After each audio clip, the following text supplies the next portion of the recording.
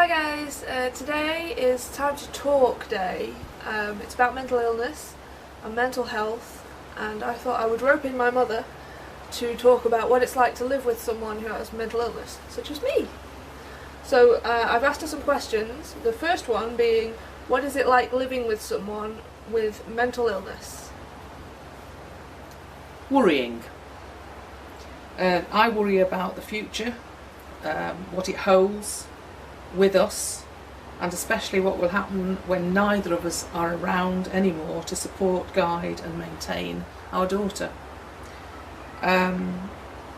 She's totally dependent on us, including financially, and it's also the unpredictability on a daily basis.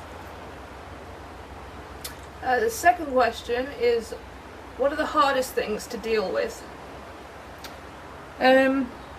Initially, it was the hostility, which was aimed at me. Also the anger, again, mostly aimed at me. The person who's you love the most, I think, tends to always get it. Again, the unpredictability. I always have a feeling of anxiety that lives with me. A fear of the instability, the downers. And when I say a downer, I mean the pits that she was in when she eventually returned home to live. When will be the next time? The other thing is, it's the knowledge that the pits may happen again. I think it's very unfair that the loss of all benefits through an Atos review, who are doing basically the government's dirty work. There is a total lack of empathy and understanding, I believe, from the government and also the National Health Service mental health. It's in the pits, it really is. I could have a real good rant here, but I won't. Right. And the final question is, are there any positives? That my daughter eventually returned home, albeit obliged and forced to, and that with our love and support and an excellent psychiatrist, French psychiatrist, and the medication that he's prescribed, I do have a more stable, more balanced thinking daughter who is attempting to rebuild her life and trying to get it as near to normal as is possible. I suppose now, after 2.5 years of her being back home, I'm actually feeling proud of her, because I know how hard she's worked and is still working at getting there, if you like. But I know it's going to be a lifer for her. Again, I could go on. I won't. Thank you. My pleasure, dear. I go back to my book now, can I? Yes.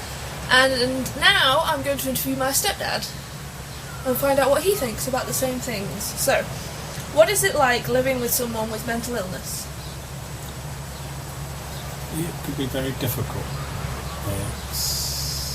The hardest thing probably is frustration. Seeing somebody who is bright, intelligent, having such negativity that seems to stifle natural talents, because she talks herself into being unable to perform, when in fact she has all the necessary attributes to do that, to be successful. But it's the dark view, the negativity, the glass half empty syndrome that stops her from actually being a success. And that is very frustrating, because you can see that it would be possible for her to become very successful at whatever she's set her mind on. But this internal turmoil, I suppose, just holds her back. And until she can get through this lack of confidence, then it's going to continue to be very difficult for us on the outside who love her and want her to succeed. But we've got our fingers crossed. It's a long haul. We don't expect it to be put right in a few months or a few years even. And we're there for her. But it would be rewarding for us to see her becoming more positive in her attitude to life. What are the hardest things to deal with? Well, more or less that I've just described. It's almost a self-destructive attitude that I can't do it, or it's too difficult, or if I try I'm going to fail. Self-fulfilling prophecy in effect. And until she can get round it to the point where she says, well, to hell with that, I'm going to really give it a go. And if I fail, I fail. Other people fail, so. But if I succeed, then that's the feather in my cap. So that's the hardest thing, really. And are there any positives? Well, there are positives because we do see the little steps of progress. Slowly, but and each little step that is covered and progress is made, then that's a big positive in the whole picture. Also makes it perhaps there are positives in that people, our family and close friends, are also becoming more aware of the problems that other people have, whereas perhaps before they weren't aware, and so they make more allowances for it and can be a bit more understanding. Not always the case, but when that happens, that's also a positive thing. Thank you very much. That's all right. Leave the buddy on the desk. Hi guys, I've decided to do the 90s tag video. I haven't been tagged, but I've seen a couple of other vloggers do it and it looks quite fun.